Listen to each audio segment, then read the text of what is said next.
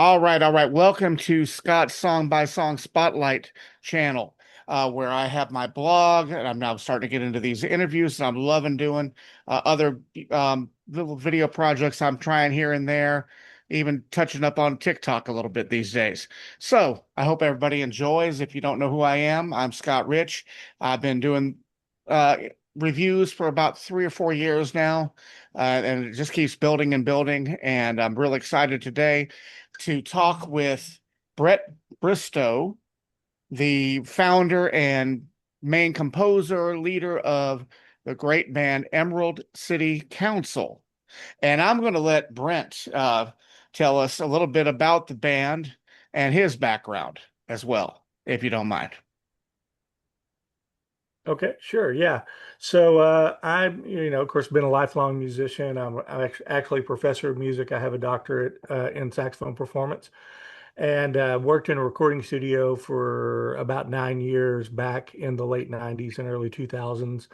And I wanted a few years ago to, get back into doing some recording. I hadn't done any in a while other than just helping out some other people. And had been writing quite a few songs, and so we started this project. A friend of mine introduced me to Noah Hungate, our drummer, and then recruited a former student of mine, Seth Hankerson, to play guitar, and a few other friends jumped in and helped, Brandon Goff, Mike Thompson, a few others, and then Jeremy Nichols, who's played bass on practically everything I've ever written, came back in, and then we approached Jake Livgren about, knowing his work with Protocol and with his uncle Kerry Livgren.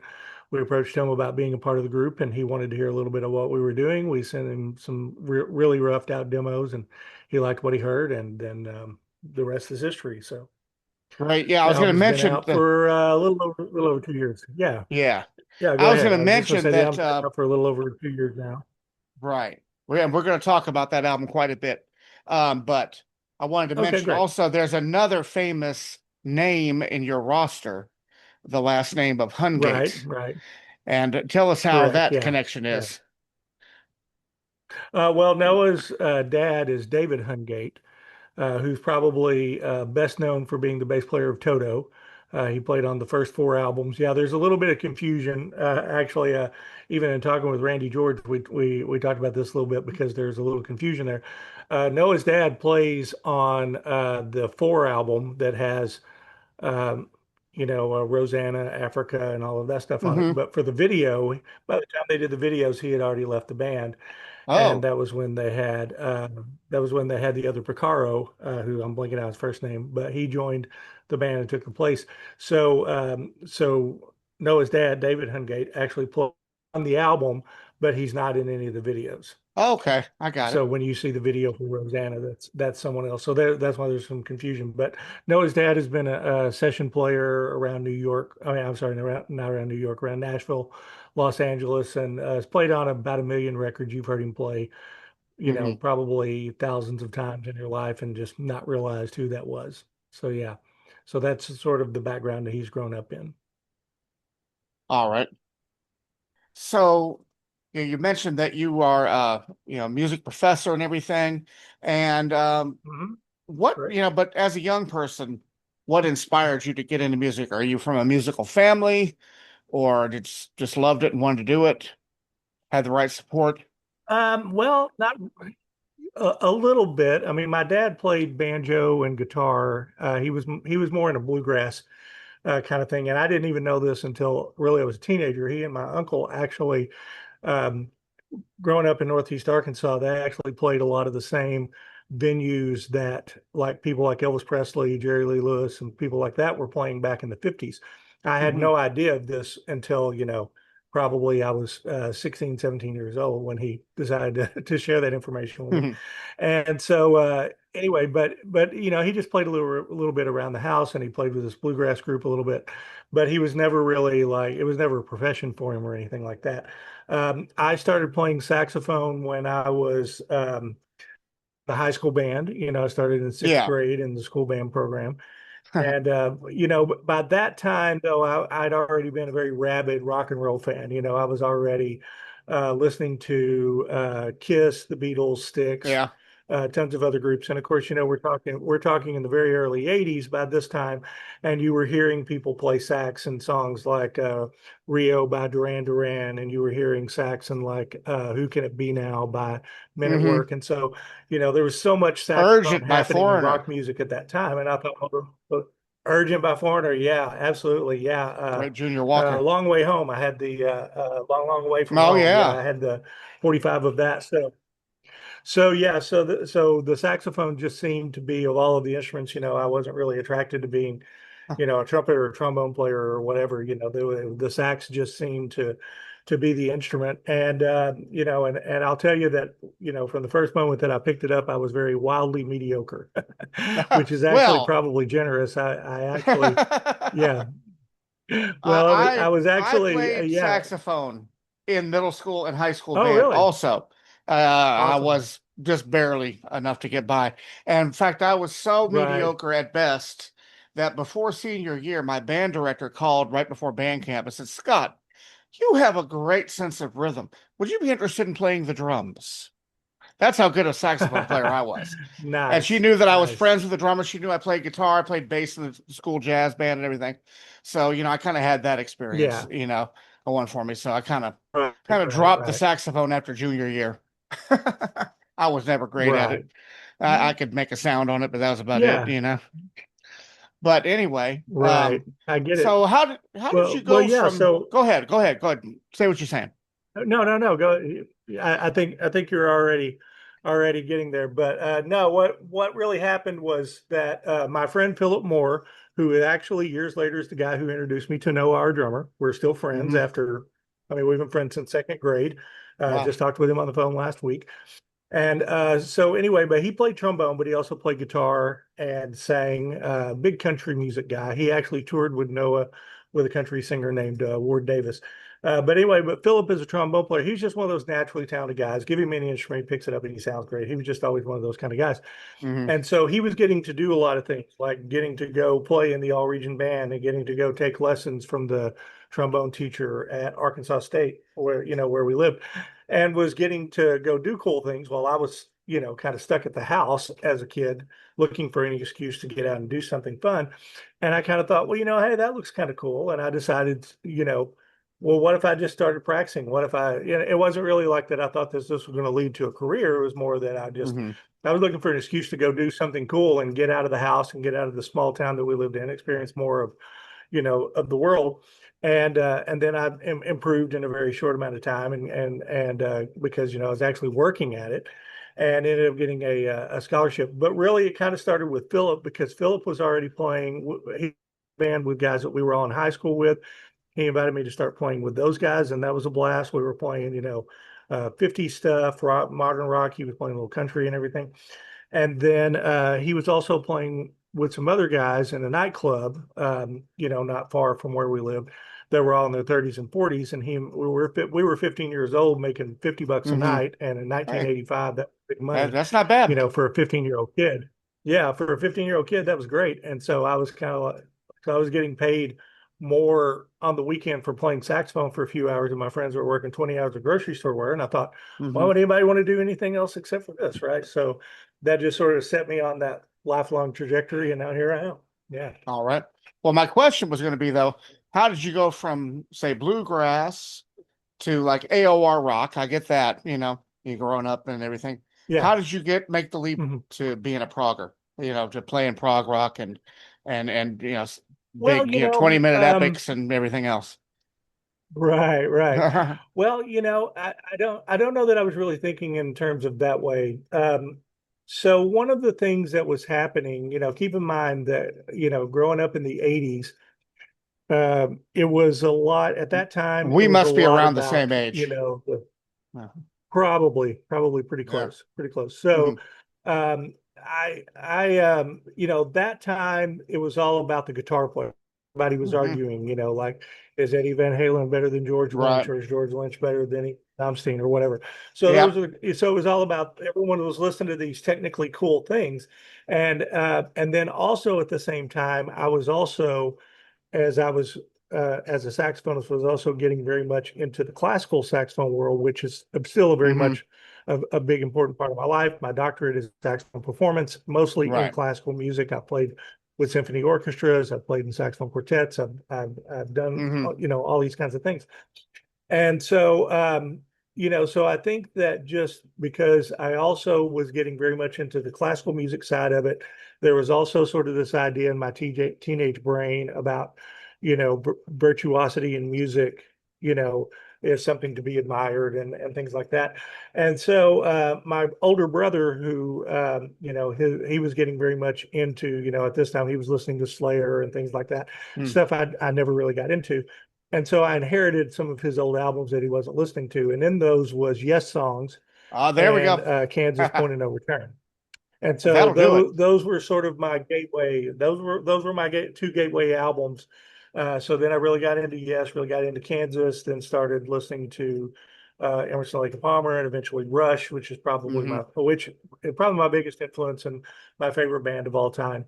And so that just sort of led. I actually had a philosophy professor when I was in college, who actually I'm still good friends with, at least through Facebook and everything. But a very cool guy, who was the guy who introduced me to UK, Gentle Giant, and some other stuff, that I wasn't aware of, and was loaning me CDs and albums all the time that I was checking out. So that's the mark of a good professor there, introducing me to Hmm. to some of that great stuff. So yeah, so that was Yeah, sort of how I got that as well. he was probably going, "Hey, I got one. I got a progger Yeah, here. right. I'm gonna amp it up a Exactly. bit." Because I was kind of the Yeah. same as you. My first Yes album was also Yes songs. And Wow. that's the Yeah. deep dive, if you dig Yeah. that, you're in. You know, that Yeah. that triple Exactly.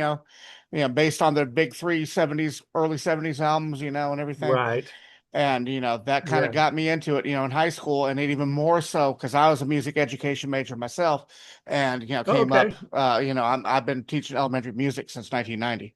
Wow. So I did not know yeah, that. Awesome. yeah. So long time. But Awesome. yeah, Yeah. and I kind of went phases back and forth, kind of got more into just straight hard rock and hair metal and kind of like, but the prog always came back, and I Right. still listen to other things now. I think we all do. But that's Yeah. just kind of been my focus. And I found a little bit of a niche here, where I can, say what I want to say and introduce some people side to I think there's some great music, including Oh, your yeah. band. Yeah. Oh, So well, thank you.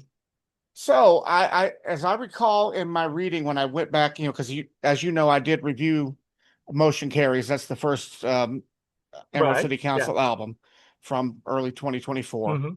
Hmm. And I Right. read that it was Casey McPherson from Flying Colors who encouraged you to make Hmm. this a legitimate band.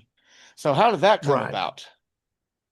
Okay. Well, so during COVID, um, a lot of musicians just, I mean, what did they have to do, right? Hmm. They couldn't go out and tour, right? They weren't playing gigs. So, we're talking 2020, and so it was March of 2020 when all of that came down.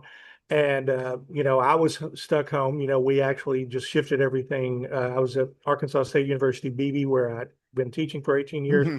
I just retired there a couple of months ago. I'm about to start another position. Yeah, I was going to ask you about your But new day anyway, job too.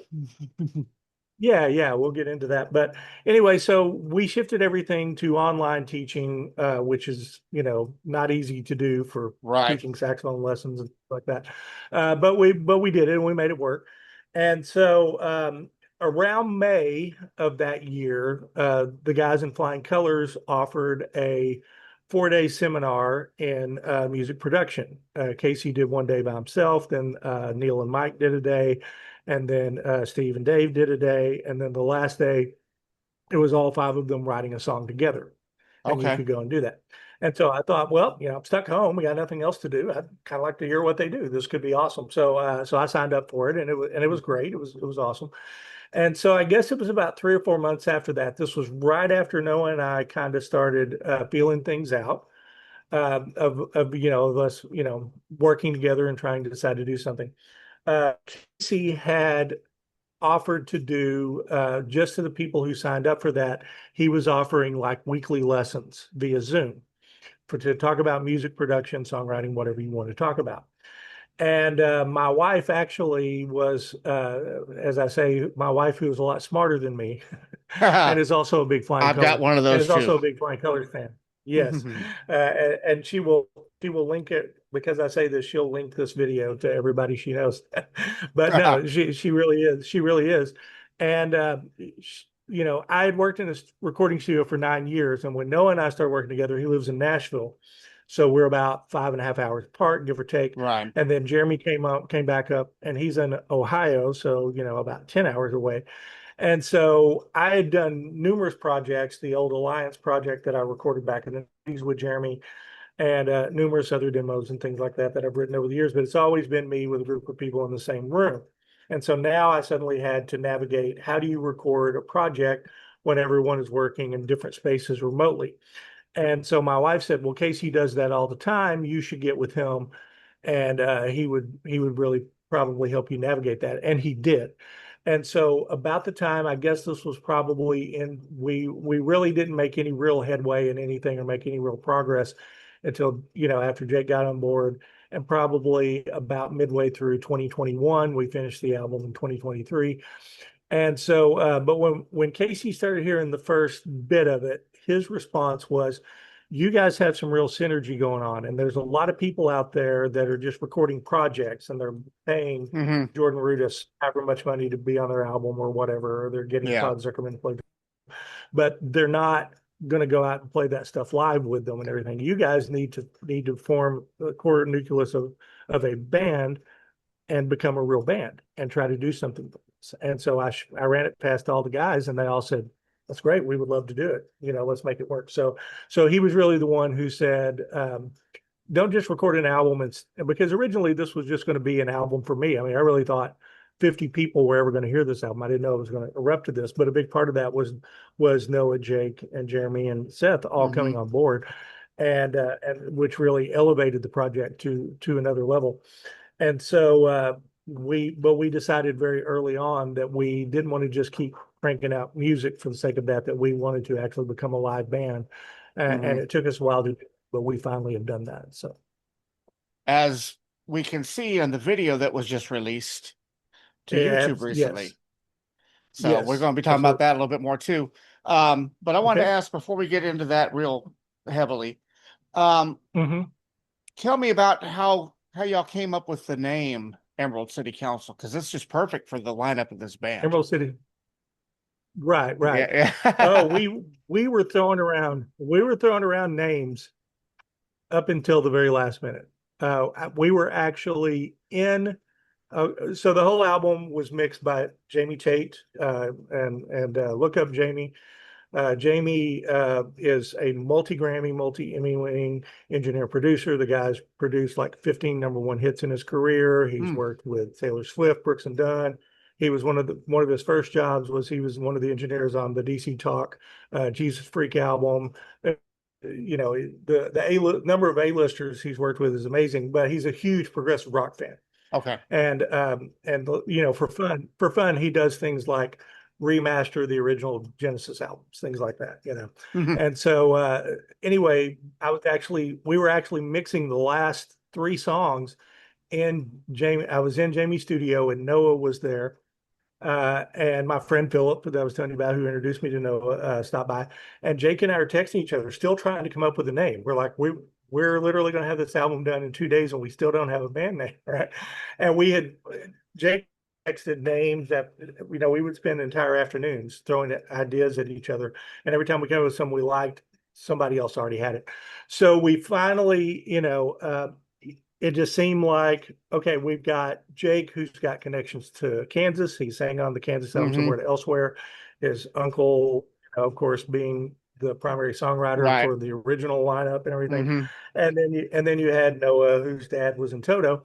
And we just said, well, Kansas and Toto, those are both Wizard of Oz themed things. Is there anything with that we can do? And we kind of threw ideas around. We didn't really like it, and so we were really, and we didn't want to look like we were trying to cash in on it. We didn't want we what we really wanted to do was, we love these bands, Mhm. and we're proud of our connection to it, but we don't ever want it to sound like we're trying to cash in on that. Right. We want our music to stand on its own. And so we wanted something that was like, if you know the story, it's cool, but if you don't, you still can look at it and go, oh, Emerald City Council, it's a cool name. And so Jake was actually the one who came up with the name. And his idea was that he thought it was a very cool sounding name. But the other thing that he pointed out, which was that if the Emerald City from The Wizard of Oz, which depicted as this very odd place anyway, if it was a real place, and there were guys that had to go sit on the city council and deal with all of the stuff like a city council has to do. What kind of weirdos would be on the city council of Emerald City? And it would probably be us. We would be the weirdos that had to deal with all the other weirdos in Emerald City Hmm. to do that. And so we just looked at that and said it was perfect. There you go. And we kind of ran with it. Yeah. That's perfect. Yeah. Absolutely. Okay, so let's talk about your upcoming live album and video called Second Meeting. Hmm. And if you watch the Right. video of what's the song, the Noisy Talking, Noisy that's talking. out Right. now from that. It was recorded at Morsefest, first of all. We're going to talk about your connection with Neil Morris too. It's Yeah. probably Right. related to other things you've already told us about. But Right. um um and Jake says, "Hey, this is our second meeting," in the video Right. introducing the song. Mhm. Um, so basically, did you play pretty much the whole first album for that show, or did you edit it down? How long of a set you all got, or what anything like that? Right. So, yeah. So the reason why I said this is our second meeting was because it literally was. That was our second concert we ever played. And, no pressure. You're at Morris Fest. This is your second concert, right? So, and just to quickly touch on that, what actually happened with that was that after trying for a long time and just having several setbacks and everything, we finally played at Arkansas State University BB, where I was teaching at the time. We did a show there. We brought everybody in. We literally had 2.5 days worth of rehearsal. We literally about 15, no, we had 12 hours of rehearsal. Then we played the show. We had a longer time there, so we played everything from the album except Diversion One, and then we played a couple of Toto songs and a couple of Kansas songs. Uh, Uh, and then and then we we all left kind of going like, oh well, this is going to, this was great, this was awesome, we're all giving each other big hugs and going, well, let's hope that another opportunity is going to come up for us to play. mhm. Literally 2 days later, I'm teaching a saxophone lesson. My phone is sitting there. I see it light up. I see it's from Neil, and I'm thinking it's 3 weeks out from Morsefest. That's interesting. And so, sure enough, it turned out that our friends in Cheetos Magazine, led by Esteban Navarro, who's a friend of mine, they were planning on being the opening act, which was interesting because they usually don't have opening acts. That's something that's new Okay, that's yeah, I happened. think I'm familiar with that And band too, yeah, yeah, yeah. And slightly, a little so bit. they Yeah. were, yeah, well, they were going to come over from Spain and be the opening act, and something happened. I don't know the whole story. I just know that for whatever reason they couldn't make it. And so it was, I think they found out that morning that they weren't going to be able to, and it was literally 3 weeks from the day that they were supposed to play. And so Mm. Neil was texting me, knowing we had just played a show 2 nights before, and said, "Hey, would you guys be interested in doing this?" So I'm furiously texting everyone. So we had about an hour to play, and so we Okay. did so we weren't able to. We decided uh, to cut for this performance. We decided to cut Mortal Game. We wanted to keep it kind of more upbeat and moving Hmm. forward. So that's more of the ballad, at least at the beginning of Yeah. the song. So we decided to cut that one. We did everything else. We did all 20 minutes of Platforms of Illusion, everything. And then for the encore, we cut Jake loose for Carry On Wayward Son. And Okay. so that was the set list for that. Now we are planning on including some bonus tracks from the ASUBB show on the album and video, and so we will. So Mortal Game will be on Okay. there as a bonus track. So Oh, so great. pretty much. So we didn't do Diversion One, but everything else from the album there will be a live version of it on the album. Okay. So you got invited by the man himself Yes, there. And yes. I did see, I was looking at your website and stuff today. I saw where when the Motion Carries album was first released, that Neil and you were sitting together in a recording studio and he gave you a pretty nice Mhm. endorsement. And that's got to Oh be, yeah, yeah, yeah. got to feel good, you know? Yeah. Yeah, well, that was really great. Yeah, he actually, So he invited me. Well, backing up a little bit, of course, he and Jake already had a working relationship Hmm. because Jake had sang on the Morsefest 2018 when Okay. they did the Jesus Christ the Exorcist, and he also Mm. sang a couple of songs on the two Joseph albums. So they already had a working relationship, and Neil thought very highly of Jake. And then I went to one of the Radiant schools. As a professor, we're always supposed to be doing like in-service, like professional Hmm. development stuff. You know how that goes, right? Yes, I And sure so, do.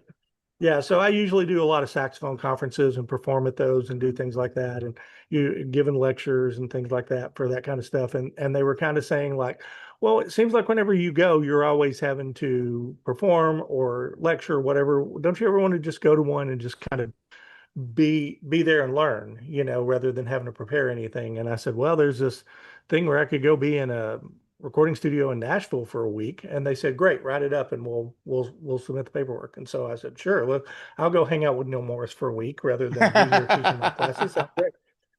So anyway, while I was there, I had an opportunity to play him a few of the songs. The videos of his reactions are Mm. on my YouTube channel. Some of the first stuff that I posted. And anyway, he really liked it. He really liked what we were doing, and we kept in touch. And he was looking for ways to help me. He was actually the guy or the one who suggested that we put the album on the Waterfall app and he gave a big endorsement. And then after the album came out, and we started getting a lot of success with, Target picked it up, Walmart picked it up, all those things happened. He was right in the middle of doing that, how to make a progressive rock album per masterclass, the online Okay. masterclass he was doing. And he was getting to a point where he was talking about, releasing and marketing and things like that. And he was kind of feeling like, well, everything that I know that I do, I'm still doing the same stuff I did in the 90s. What is a brand new artist in 2024, which is what it was at the time? Yeah. What does he do? So he asked me if I would be a part of that and talk about, some of the successes we had and how that worked out. And I, of course, immediately said yes. And so while we were there, while we were waiting on it, we were talking about the CD, and he recorded that video saying, yeah, check this out. It's got all these great people on it and everything. And it was just amazing because I had people like actually asking me like, what did you do to get Neil to endorse you like that? How do you? I said, I don't know. He just likes Mm. our music. I don't know what to tell you. I mean, Hey, we were just very fortunate that he that's the really best liked way what to he was have it. doing. And so exactly. So he and I have kept in touch, and so like I said, he just texted me out of the blue and said, "Would you guys want to do this?" And thankfully, everyone was free and was available, and we made it work in a very short amount of time. Yeah. Great. All right, now we got roughly 10 minutes of our Zoom time left here. I want to do a really Yeah. quick speed round where I just Okay. go through all the tracks on the Motion Carries album, and you give me a quick Hmm. little impression, anecdote, anything you want to tell me about it. You game? Okay. All right, Sure. let's go. Realize one. Escape from the Ancient. It's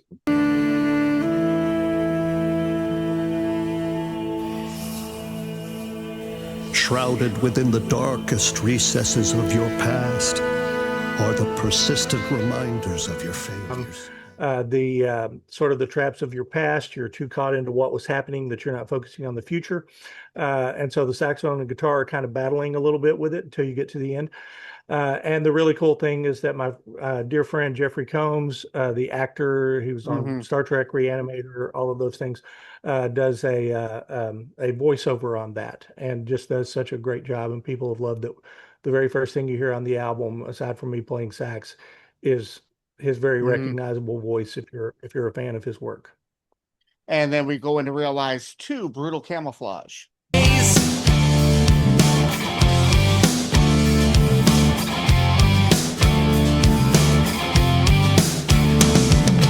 Wake up Monday morning. So this is what I came up with. I don't know the technology. The camouflage is when something's right in front of you and you can't see it. Right? Like when you're going, like, hey, where are my glasses? And you right in front of you. Literally, I'm 2 inches from you. And so the idea that you're waiting for this moment, waiting for some opportunity, but you have to make the opportunity. The moment is there, but you have to, it's right in front of you, you can't see it.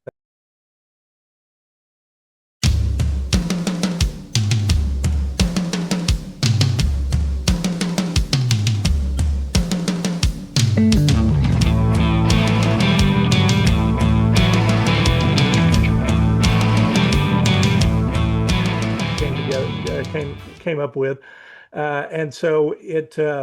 it is a little bit about really it's about finding out that people that you've known and trusted aren't always the people you think they are, and everyone has secrets, everyone has motives, that sort of thing. And sometimes you have to be careful around certain groups of people.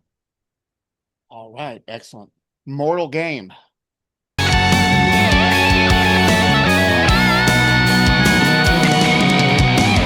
I follow where you've gone, thinking of what's meant to be, is our future set in stone? Can we write our And I wanted it to go, so I just kind of stuck it aside. When we started working on this project, I thought of it again, pulled it out, and I realized that this was very much about because when I had started it up to when I finished it, in between that time, my parents had both passed away. Mm. And I realized that was really what it was about. It was about loss and grief and dealing with that. But it also, I think, has, Jake just kills it on the end with his vocals at the end with sort of a big uplifting kind of ending there. Mm-hmm. And so that's one of those ones that's a slow burn kind of song that, you really have to follow it through. A lot of reviewers have said, oh, this one's just okay. And I'm like, you obviously didn't hear Jake's vocals at the end, because there's no way you can hear Jake just absolutely kill it at the end of that song and go, it's not possible, because Jake just did such an amazing job on that. Yeah. Yeah, I'm a vocalist as well as a guitarist, so I kind of appreciate that kind of thing too, Oh, yeah. Right. And moving on to Ice Thinning.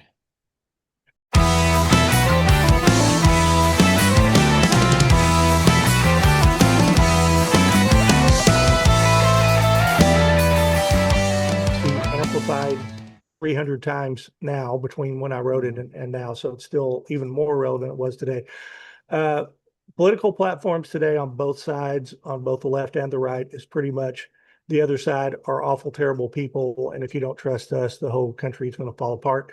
And that was basically my attempt to say, if we don't start talking to each other and start finding a way to work together rather than blame each other, then we're never going to find a way out of this mess. All right, now the big epic, good 28-minute epic in 6 parts, Platforms of Illusion.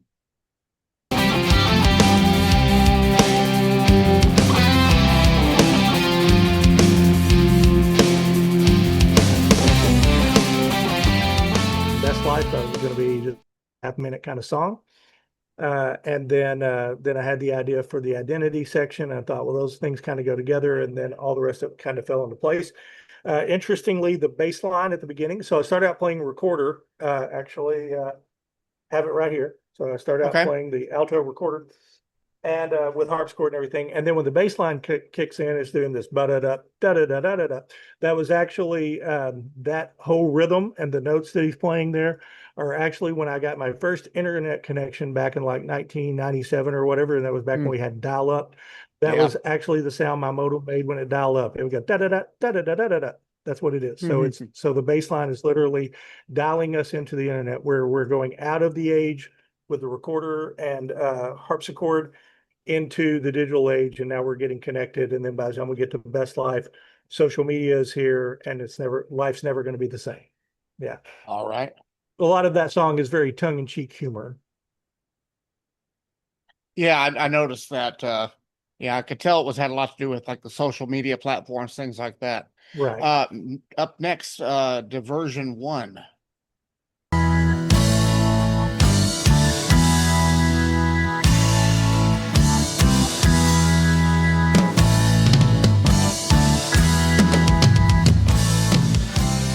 Tons of stuff. Steve Rankin, fantastic actor, fantastic musician. I wanted them to play something on the album, so I wrote that song specifically for them to play acoustic guitar on. I flew to LA, and Steve arranged us for a little studio, and they were just such cool guys. They just said, tell us what you want us to do and where we need to be. And Steve arranged it. We made it happen. And so we recorded their parts on a Sunday afternoon, and then went back and added everything else on top of it. All right. No Thanks to You. Made such a mess of the moment. Taking a stand, I turn to face my opponent. You asked me to leave. whatever. And so I just kind of felt like I felt like whenever I listened to that demo, there were parts of it I really liked and parts of it that I didn't like. And I thought, well, I want to give that a rewrite. And so I added in all of the more proggy stuff and all of the intro things, uh, to kind of give it a little bit more meat to the instrumental parts. And very, very happy with how that came together. And the last track, Realize 3. So we kind of bookend it with the Realize tracks. The book, The yeah, comfort of it was all the comfort of suffering. the comfort of suffering. Comfort of suffering. It's hard to stand on high when guarantees are seldom given. Cast the fear aside, you're conquering your inhibitions. This one was very much inspired by my time as a professor of music, and even from when I was in college. Some of the most talented people that I've ever known, I've seen have shown up as students of mine. And as soon as things got a little hard, as soon as they had to start making some sacrifices, as soon as they had to spend a little less time with their girlfriend, boyfriend, or whatever, in order to meet what it takes to be a music major, as you understand, it takes a lot of time and energy, to get to that point. Then they become frustrated, they stop showing up, and then they just completely drop out. And then I would run into them years later when they were working at, some whatever, they're working at a fast food place or, a dollar store or whatever. And they'll say, I realized if I would have stuck with it, I would have graduated by now. And I really wish that I would have done it. And my response is always, it's never too late. We're still here. Just, come and do it now. It's never too late. And so that's really kind of what it is that the comfort of suffering is talking about how people will they want something better out of their lives, but they go back to what they know. And even though they're suffering because they're not achieving their dreams, it's comfortable because it's what they know. So they go to the comfort of suffering. Excellent. That's how that all comes to me. And that kind of leads me into, because we're about to run out of time on this, to my last question. Do you have any words of wisdom to leave with us, or is that it? Well, I don't know if I have any great words of wisdom. I will just say that, as we said, we have the live album is coming out, which is the full title is Second Meeting Live at Morsefest. And that will hopefully be out early in the fall. We're shooting for late September. Jamie, that I mentioned earlier, is co-producing it. He's actually doing the hard part of it. And he's doing such a great job. As you can hear, the video, we would love to get a lot more views on the video and a lot more streams, but it has already gotten us some gigs, some very cool gigs early in 2027. Anything you can reveal? Well, one of them is going to be in Northeast Arkansas early in April, and so we'll be announcing that soon.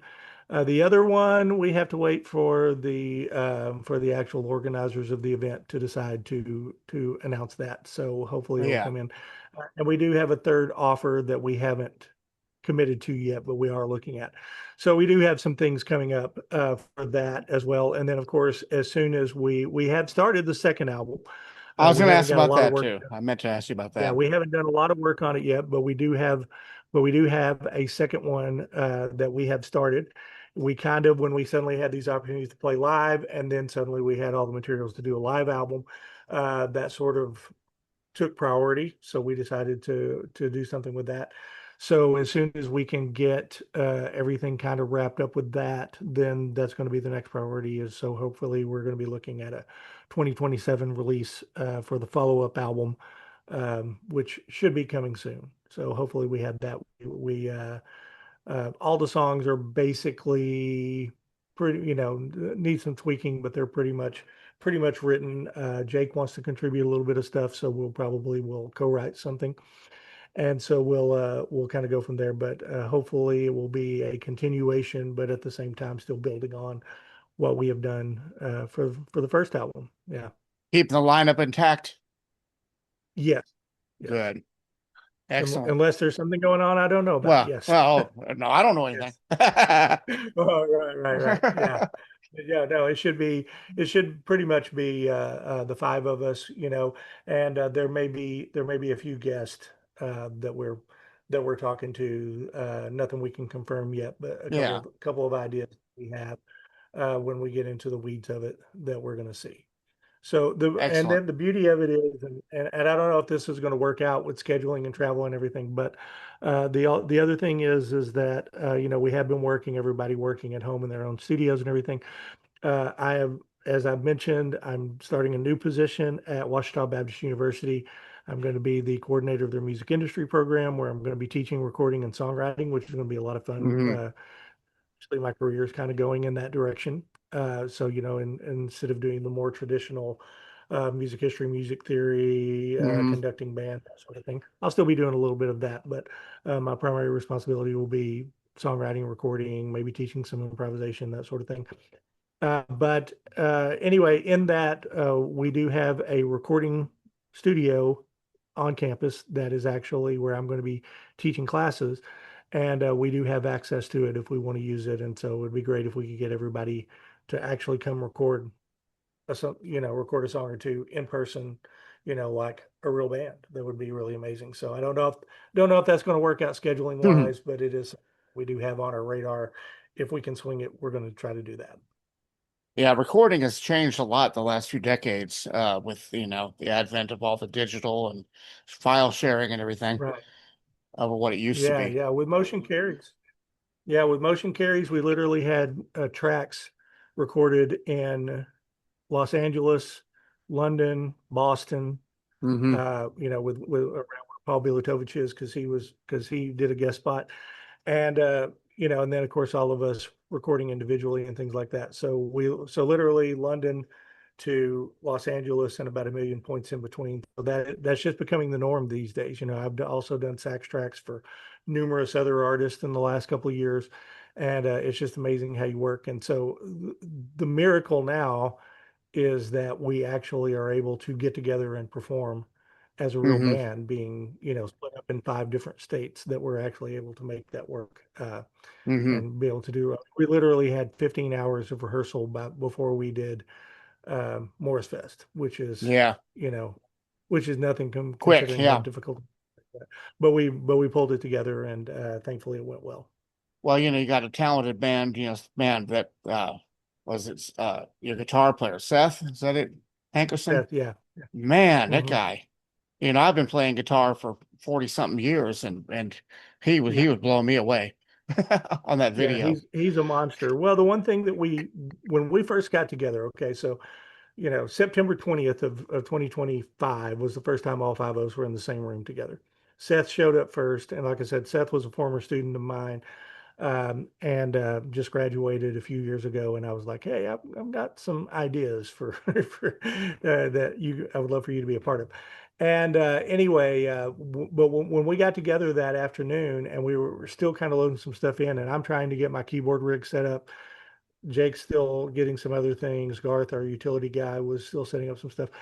Noah, Jeremy, and Seth were already set up, ready to go. So Seth would just start tearing into whatever he would start playing We'll start a jamming. Johnny Cash song.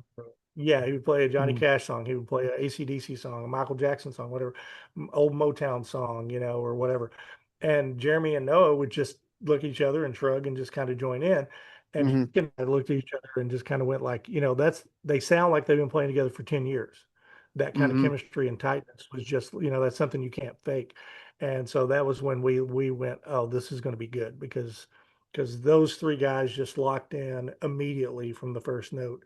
And that was when we were like, okay, I think we're gonna pull this off, and it's gonna be great. And thankfully they really brought it to life, and it worked out. Yeah. It's been a while since I played really, in bands or anything like that, but I know how hard it is to get that right chemistry. And when you do, it's really something special. I never played Right, anything huge or anything, but you know, did a lot of gigging in the 90s, around Atlanta, especially, just bars and stuff. And right, yeah, but it was still fun. And with the right band, right, we could still make some magic, even doing covers, and right. Yeah, yeah. I played in a cover band for 15 years. So yeah, I get it, and yeah, you get the right group of people, but the file sharing thing and with what you're doing with digital, that's just becoming such a common thing because particularly if you're trying to do something like prog or whatever, the problem always comes from the fact that when, particularly if you live in a place like Arkansas where I live, if you know the guys who have the ability, Mississippi. who have the ability, right, you get it. If you find the people who have the ability, they usually are in demand, so they don't have the availability. That's Hmm. always the problem. The people who are free to work on it usually don't have the ability to do the kind of music you want to do, and the people who do have the ability to do it are always, you know, uh, got all the irons in the fire. They're already playing with 30 different other groups and everything. So doing this, you can find people in other areas that share the same ideas and same drive and same desires that you have without necessarily having to be in the same room or the same state or the same country as them, which is amazing that you can now make music with people that way. It's definitely a strange time. And so there are a lot of bands that are doing that. What we did of doing that and then actually Hmm. getting together again is really not the norm. And we're glad that we were able to pull it off. Yeah.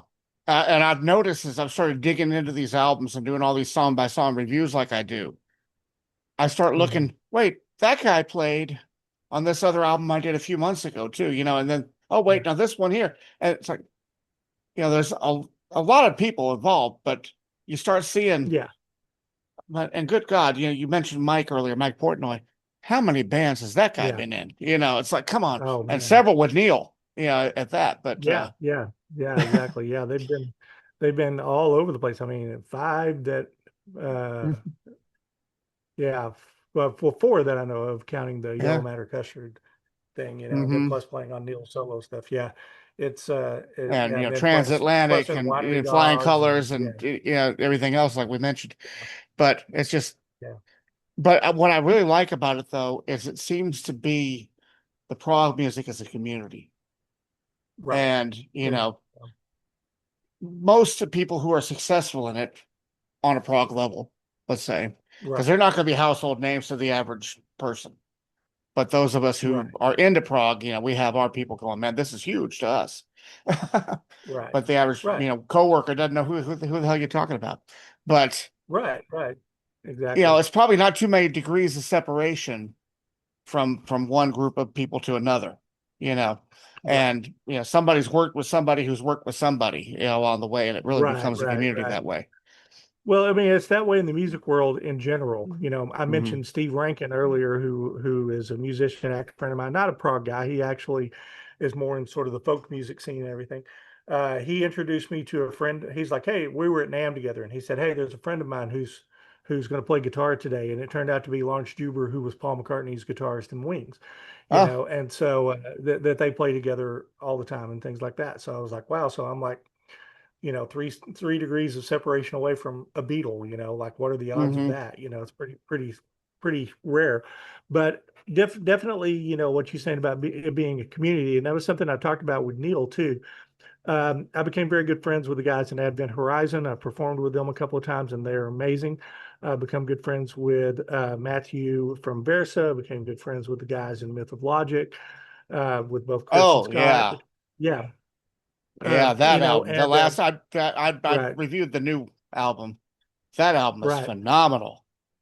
You Yeah, know. and all of those guys are all sharing our stuff, and this is a very short list, right? Because I don't want to leave anybody out, and I don't want anybody to feel slighted because it's a very long Hmm. list of people that I've got to know since Motion Carries came out. But what I really kind of learned is that the prog world is different than a lot of other things because, well, I mean, I don't think that that's really actually I don't think that's really true. I think that people that are hungry for new music are going to continue to be hungry for new music.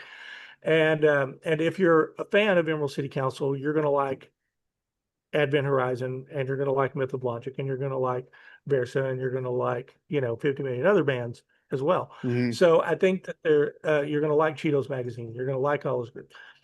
So yeah, I definitely think that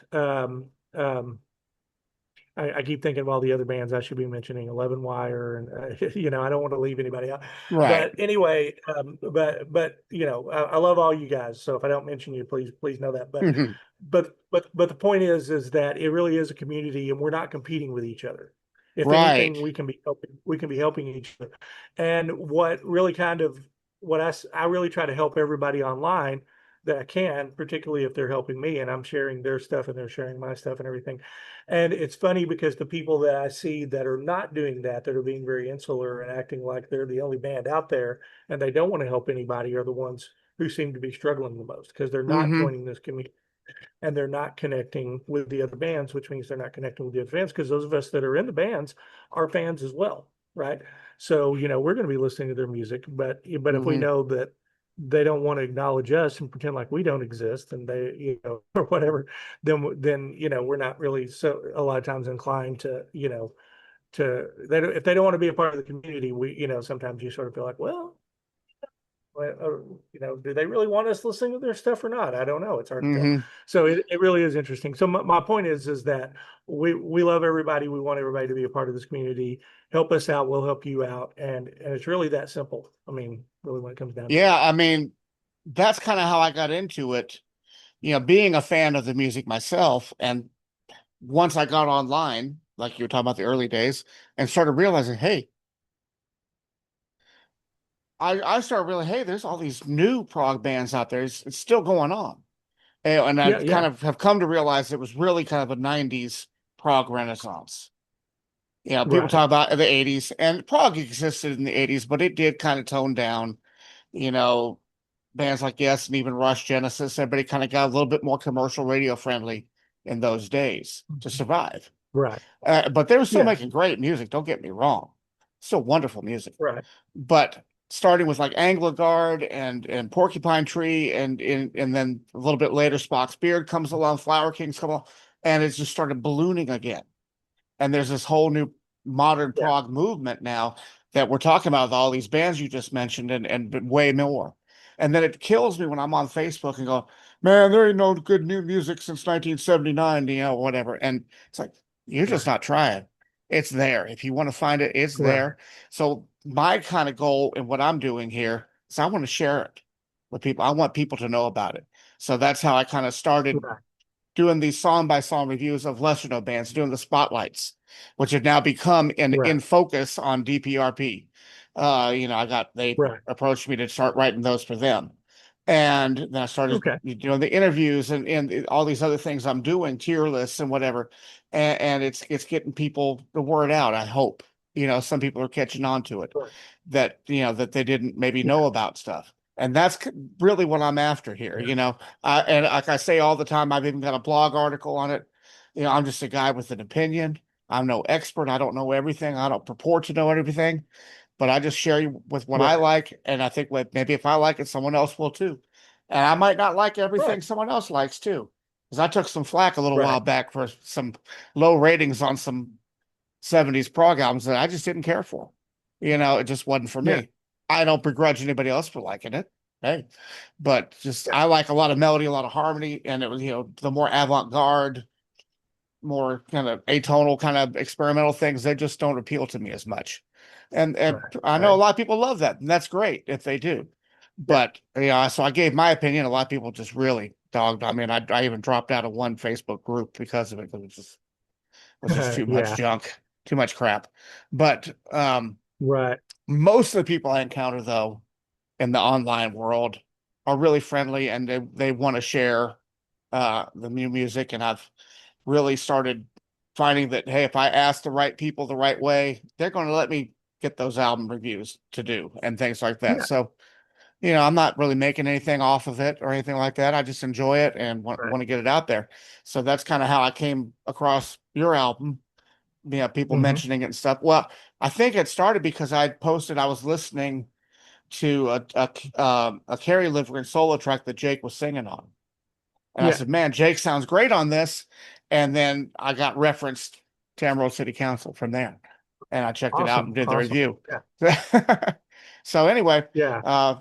we got our bonus time in here on the interview now. Right. And it's a lot of fun. Right. But that Yeah. show in April, I'm like Yeah. right across the river from Arkansas here in Greenville, Mississippi. Okay. Great. So, keep me informed Yeah. about that, I, I depending think on I have when and played in, where and all that. yeah. I think I'd I like have to get played in to it. Greenville. Okay. I think once upon a time, if I remember correctly, we played with the cover band I was with. We played at the Country Club in Greenville, Mississippi, in All right. like Well, I'm not originally from here. 1990. Yeah, that's Yeah, long so it before would have I been a got long here. time ago. Yeah, Yeah, I've been yeah, it here would have since been a long time. 2011. Yeah, yeah. So, So well, where we're looking at is actually in Paragould, Arkansas. So it's probably about 45 minutes to an hour away from Memphis. okay. So shouldn't be super far Mhm. for you for Yeah. sure. Yeah, Yeah. we do So Memphis pretty yeah. regularly. Yeah. So it's just a little bit on the other side of that, and it's going to be it's at a place called the Collins Theater. That's we're still tentative, but I think we're going to make that one work. But it should be on April the 3rd is what we're looking at for that one, What day and of the so week is we're that? hoping that it's a Saturday. Okay. That might Yeah, make it it's a possible. Yeah, that's actually that area is actually up in Northeast Arkansas. Where I am now is in Central Arkansas, but Northeast Arkansas, closer to Memphis, actually did my doctorate at the University of Memphis. So that area in Northeast Arkansas is actually where my wife and I are from originally, around the Jonesboro area. I Mhm. grew up in a town called Hoxie. And so, yeah, so around that area so we're really looking forward to the possibility of playing a show like back in our old stomping grounds. And we may even be able to get my friend Philip that I mentioned, come up and do a couple of songs with us. So we'll see how that goes. All Keep your right. fingers crossed. Well, it sounds like fun. Yeah. Maybe I can come and do Yeah. a concert review. I've done a couple Yeah. of those. Yeah. Yeah. All right. Yeah. That'd be great. All right. Well, it's been great talking with you finally. We've chatted Yeah. online You a too. number of times, but a little bit more personal this way. And I hope everybody enjoys the interview and checks out the live album when it hits, the video and everything. Go check out that clip of Noisy Talking that's out there now. And if you haven't heard Motion Carries yet, definitely check it out. You're gonna love it. If you like prog, you're gonna love it. So been great talking with you, and we'll Great talking keep in with you touch, too. and I'll let you know when it's ready to post here. Okay. Sounds All great. right. All right. Thanks. Bye. All right. Well, thanks.